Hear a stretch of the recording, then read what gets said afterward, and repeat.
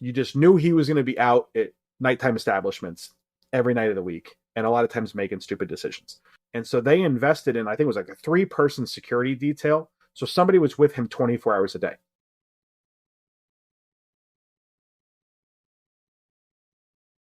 Starting with the basics, like what does a scout do? You're trying to predict another human being's future, because ultimately we don't care about what they've done. We care about what they're going to do. And so you're watching a human being playing this game for another organization, and you have to try to isolate their performance in the context of all the other moving pieces around them and figure out how much of their performance is created on their own, how much of it carries over to us, what kind of gaps are there that we have to fill, and who is this human being as from a character standpoint, more so than just an athlete, and how does that carry into our organization? All of that so that we can say, this person coming in here will perform at this level within this period of time and is worth this amount of resources, whether that be draft picks or money from a contract standpoint. So it's a big prognostication game. We're trying to have a crystal ball and predict the future. It sounds like it would be really difficult to tell, like, okay, a running back. Is he good because he's a good running back, or is he good because of the coach? Or is he good because he's got a really good offensive lineman? How did the plant grow before the flower bloomed? And so whatever we watch the player, right? So you're talking about that running back who's performing. That's the flower in bloom, right? It's out there. We can all see it. It's on display.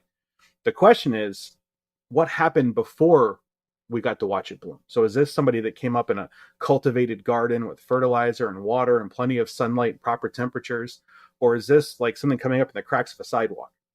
If you had to put a percentage on it, what percent of people would you say they would be good no matter where they go? I think the bulk are situationally dependent. That could be based on scheme. That could be based on teammates, the type of coaching that they'll respond to, places that will play to their strengths. Very few, I would say probably in the 10 to 15% would be team agnostic, where they could truly go anywhere because their athletic profile, their mental aptitude profile, their character and how they approach things profile, their health profile, all of it's completely agnostic to the situation around them. It's a very small percentage. Most guys have pluses and minuses, and then you have to find the right home to manage those pluses and minuses. But when you scout somebody, like, are you just looking at their performance on the field, or is there more to it than that? Everything. The challenge is determining the weight, right? The gathering of it is something I think a lot of people can do. Like, what would I want to know about a person? I want to talk to people around them. I want to talk to their former coaches, their former teammates. I might want to talk to their parents. I might want to talk to their high school English teacher, right? They try to get a sense of who they are, and we have that ability in our industry. But then how much do you weigh it, right? If those sources are starting to give you different stories, which source do you rely on? Which source is telling you what they want you to know versus which source is telling you what you need to know? Whose like opinion would you generally weigh the most? Like when you would talk to people, who would you kind of like, oh, I'm probably going to get a good assessment from this person? I don't think it's going to be a title in every building. All right. Some buildings, it's the administrative assistant, and that, man or woman's been there for 10, 15, 20 years, and they've seen all the comers and goers, right? And they're not attached to one coach or the other. They're attached to the organization. And so they'll tell you, like, that guy was not good in this building. He treated people poorly. He might be a good player, but he was bad to us. Some places it's the equipment manager, right? Some places it's going to be the academic liaison. Some places it's going to be a position coach. Some places it's going to be the manager of the local watering hole, who can tell you if they came in on practice nights and were doing stupid things and treating the staff poorly. Do the players know that scouts are going to be in there talking to like the assistant equipment manager? Most college programs will tell their players, like, someone's always watching. As we're leading up to the draft, what is it like for scouts right now? Right now, if you're still gathering information, it's usually like your security team is doing full background checks and looking for arrests and looking for outstanding warrants or any of that kind of stuff. They might be bringing that in. Your medical team's doing some final checks on players who maybe had late season injuries and trying to get them to your city so your doctors can take a look at them. But for the scouts, we've kind of put the hay in the barn, so to speak. So you move from the prognostication of what you think might happen to the reality of what actually happens. I can think of one a few years back. The night of the draft, somebody released a video of a top prospect wearing like a gas mask bong. And so this player was projected top 5, and all of a sudden the top 5 teams are like, we don't have any information on this. We don't know what this is. We don't know if this is an issue, like if this is going to be an arrest issue. So like he dropped, and all of a sudden he's down in the teens where no one was expecting. And so now teams that were picking 10 to 15 who thought this player's long since going to be gone are going, well, do we want him? Do we want to take this risk? And so there's things that can happen, again, up to the minutes and the seconds that you're on the clock, and you have a certain amount of time to make your selection, that can change. And so you're trying to stay on your toes and gather every relevant piece you can. How much is kind of the scout listened to in the meetings? It has evolved. When the departments were smaller and tape was physical, so when scouting first came around, it was still 35 millimeter reels of tape. Like scouts would carry their projector from school to school. So the challenge before were that your scout might be the only person who saw that game at a given time in the calendar year, because he was the only person who could get to the school and physically see it. And so their voice was huge at that time. Now, with the film being digital, your general manager could watch that film an hour after the game ends. And it has lessened some of the impact that the scouts are going to have on the early prospects. Like, these young men who are going to be taken in the first 30 to 50 picks, they've probably had 8, 10, 12 different people evaluate them in the process and submit a grade and a report and the whole 9 yards. And so at that point, the scout's voice is not going to be above their boss and their boss's boss and their boss's boss and the owner who might have looked at him as well. As you move into the later stages of the draft, and certainly into the period after the draft, which is called undrafted free agency, now the scout carries a huge amount of weight, because they be the actual only eyes on that player, or one of only 2 or 3 people who have seen that player. And so now they get to be more vocal. So the scouts really take the victory laps on the third day, day 3 of the draft. Success stories there, the scout usually takes and gets a lot of credit for, whereas the first night of the draft, again, there's been so many people in that process, the area scout may not get credit for that success. Are there still times, though, where you would say that a scout really kind of finds the diamond in the rough, that like nobody saw this person coming? Absolutely. Usually it's getting to a prospect early enough that your organization can build conviction, because if you don't find the player until December or January, a big bulk of the work has been done. A big bulk of the board hasn't been set, but it has been tiered. And so a new player coming on may not move to the top of the stack, and kind of gets buried in the middle, versus if that player is identified a little earlier and you can get more and more people involved in the process earlier on, that player can have some staying power towards the top. So like there was an article that came out recently of a scout for the Kansas City Chiefs who works the West Coast. And he identified a defensive back at the University of Washington that he really liked, and stood on the table for him early and said, I really like this player. And so that got more and more powerful people to watch that player earlier on in the process. And the organization built a lot of conviction in that player, and that stayed throughout the process. He ended up being their first round pick and an all-pro player for him. And they still credit that scout for the early work, right? Overall, the organization made the selection, but he was the one standing strong early, saying, we really have to pay attention. Like, we can't just let this player kind of casually go through the process and pick up on him later. Like, this is someone we want to dig in now, because I really think they're special. Was that Snead guy, or was that somebody else? Trent McDuffie was his name. Why do people get it wrong? Like, why do the scouts get it wrong? It's usually not the athletic ability. What's harder is the piece of taking them to the next world. Going from college to professional is a world jump. And one of my mentors, a guy by the name of Jerry Angelo, he has this line he likes to use. There are athletes playing professional football, and then there are professional football players. And so an athlete playing professional football may make it for a few years. right? And they'll have kind of that flash in the pan, that 2-3 year run where everybody knows their name and all of a sudden no one hears about them anymore. And then there are the J.J. Watts and Larry Fitzgeralds and Tom Brady's, who we know for 10, 15, 20 years, who are professional football players, where they dedicate themselves to this craft.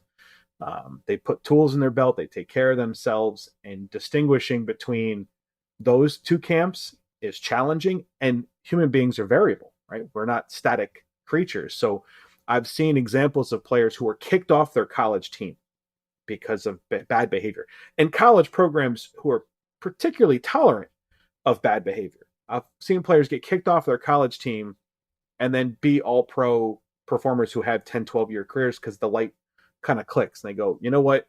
I got to get out of this childish life that I've been living and I got to get serious about this. And then I've seen people who were serious college players all of a sudden have a bank account full of money in fun cities and kind of slide off the path. Right. And all of a sudden they're more occupied with the glitz and the glamour than they are the profession. And they can figure it out for a few years, but then things catch up to them and they don't make it. So trying to assess how this human being is going to be 3, 4, 5 years down the road, when all we know is what they've done the last 3, 4, 5 years. Oh, by the way, these are ages 19, 20, 21, 22. I mean, how many of us were our best selves at 22 years old? And how much did that predict how we acted at 27, 28, right? Trying to figure that out is not something I think the human race has figured out, let alone this particular profession. But can you see signs of that coming? I think you can see it in probably the majority of the prospects. Like there's the stable ones, like what they showed you before is what they show you after, whether that be good or bad. Then you can see those where you can see the exact situations that caused them to fail so far. Situations on the home front, lack of resources, death of people close to them, right? All those things that can really kind of throw you off kilter in your life for a short period of time. And you can say, okay, understanding why they failed will build systems to help them not do that. Like one team, there was a young man, just immature, not a bad human being, just really immature throughout his college time. And you just knew he was going to be out at nighttime establishments every night of the week, and a lot of times making stupid decisions. And so that team really liked the player. And so they invested in, I think it was like a 3-person security detail. So somebody was with him 24 hours a day. Like they never left his side. And so they had a employee of the organization with this person 24 hours a day for like the first 2 or 3 years of their career, if I remember correctly, to help ensure that they didn't make some of those decisions. Like we know what causes you to fail. Let's build some infrastructure to help you not fail. Like those things are available to these owners who have very deep wallets that can do those kind of things if they want to buy into that risk. And so I think sometimes there's high risk profiles and low risk profiles. A low risk profile doesn't mean a good player. It just might mean a good person. And so you have to figure out what kind of risk are you willing to take on in your organization? What can you tolerate? What can you manage? And what should you stay away from? That player that you were talking about, though, that's got to be a really good player, though, right? He was a first rounder. Yeah. Yeah, that's not like the 5th round guy is not like, No, hey, man, no. too bad. 5th round guy, he gets a cup of coffee, and if he screws up, we're going to bounce him out of here and bring the next one in. Hardest position to scout, easiest position to scout. Quarterback's the hardest. If this profession had figured out how to evaluate quarterbacks, if anybody at home watching it, if any statistical analyst, if any mechanics guru, throwing coach had figured this out, where they could predict quarterback play, owners would throw them more money than they would know what to do with. They'd have a private island somewhere. And that doesn't exist. That hasn't happened. So nobody has figured out how to evaluate quarterbacks other than maybe Andy Reid. I will give Andy credit. I do think he's got a better beat on it than most. So it's absolutely the toughest. I've seen seasoned evaluators like the New York Jets a couple years ago. I've got a ton of respect for the general manager. They had the 2nd overall pick. They took a quarterback. It has failed spectacularly. They are on to the next and trying to figure it out on the fly. He's hit on many other positions on the roster. He did not do well with that particular selection, and it'll haunt you because it's an incredibly important one to the overall. So quarterback's absolutely the hardest. I think running back is probably the easiest. because the things that we ask a running back to do in Pop Warner Little League football are very comparable to what we're going to ask them to do at the highest level. Like, we run the same plays throughout that. It's not like the running game magically changes. The passing game does, but the running game has a lot of similarities throughout the levels. So they'll do things throughout their time, especially in college when we study them the most. They'll do a lot of things in college that we'll see them do one-to-one, apples to apples at the next level. So it's easier to project that. I think the athletic traits are easier to project. I think the ability to discern how they're going to deal with blocking and stuff like that all maps out a little easier. So I'd put running back up there. Why is quarterback so hard? The ability to, in your head, understand what it is you have around you, your own roster strengths and weaknesses, to understand the 2, if not 3 play calls that might have been given to you in the huddle.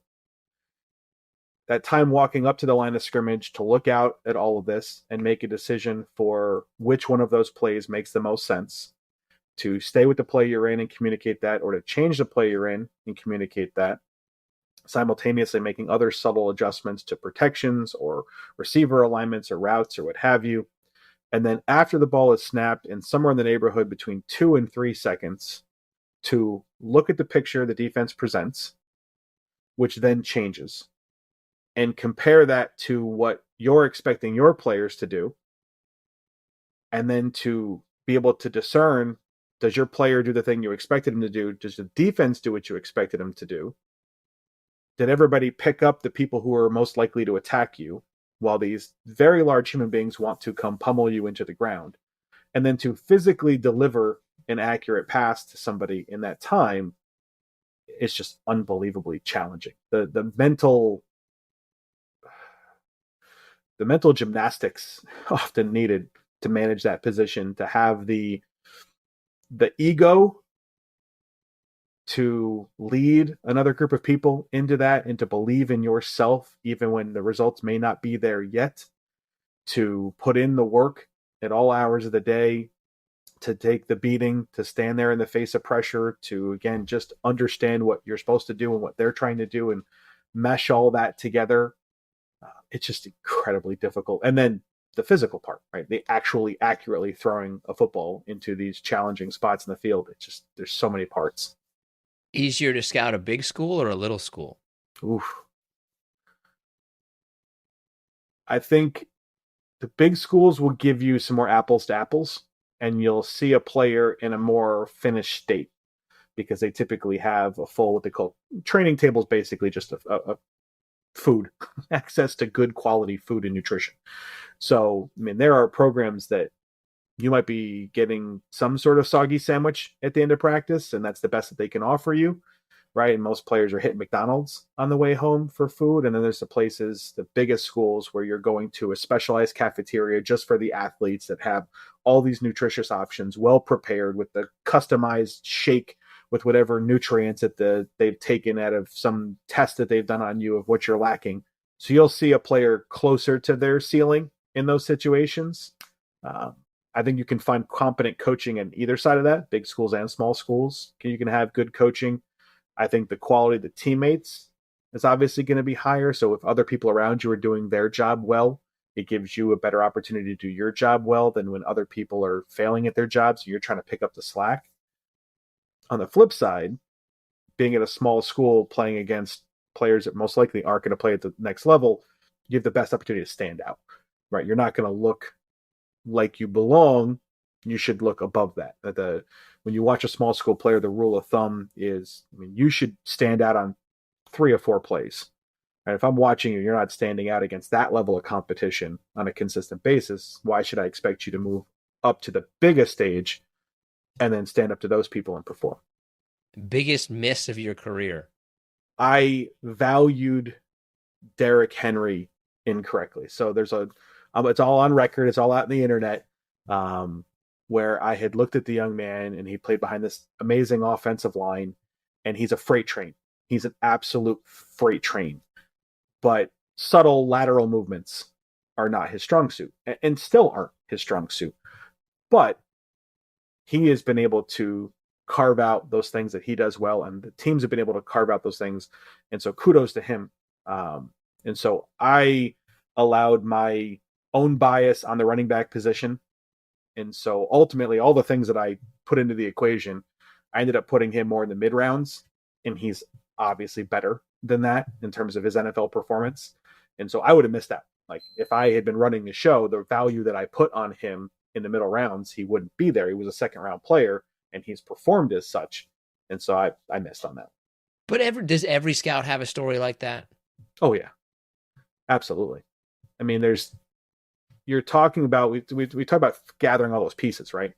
And deciding what to place value on and how to build that final equation, right? It's not just saying I have all the pieces of the profile. It's saying, what is that profile worth? What does it all add up to?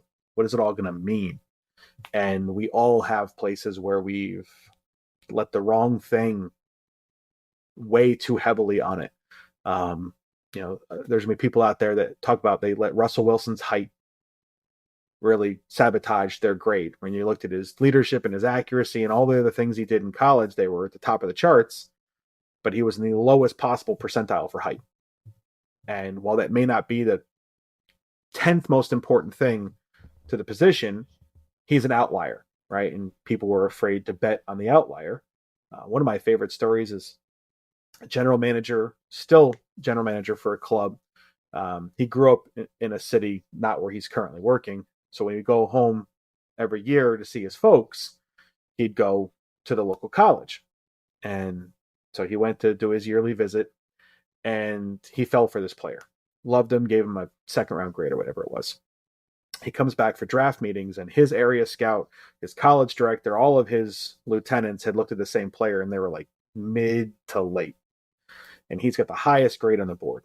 So they're at the meetings, and he's looking at all these grades, and he's the high man on the grading sheet. So let's put on the film. Let's figure this out. Now, a lot of general managers, because they don't want to be wrong, they'll start to strong arm everybody, right? I'm going to bring everybody's grades up to mine because I see him correctly and you all must be wrong.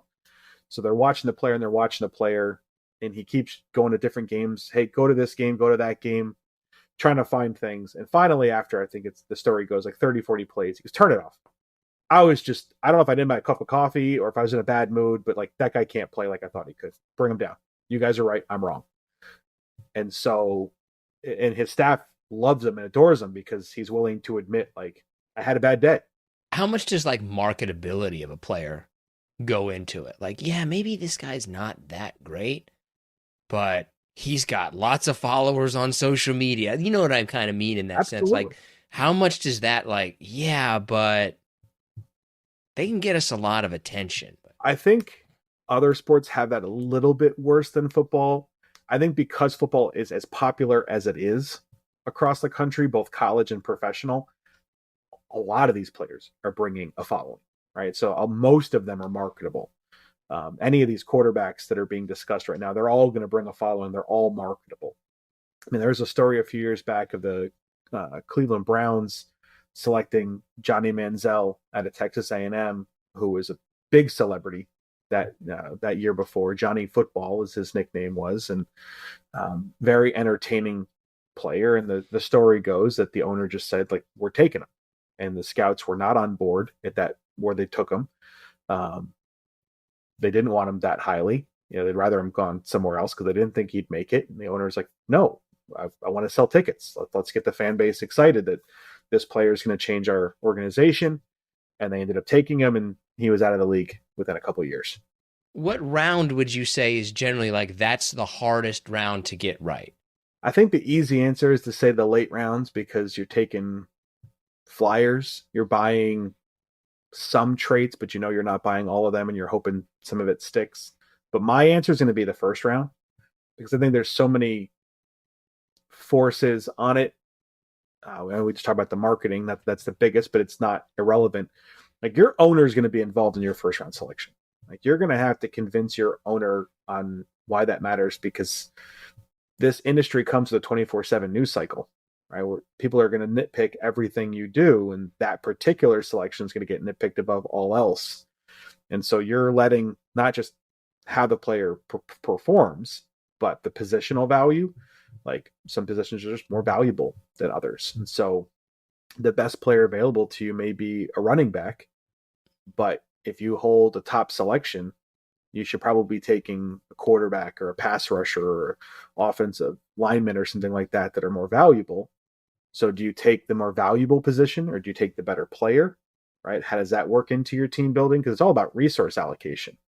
Right. And then there's the times where you look at it and say, I'm looking at these two players and I think I like one above the other by a little bit, but the player that I like is in a position group where there's 10 other guys that I like a little less, but I still like them, versus the player of the two that I'm looking at that I like a little bit less early on is at a position where after him, I don't know what I'm going to get, if anything. And so now all of a sudden I'm taking a player that maybe I like a little bit less because the market that year isn't giving me other options.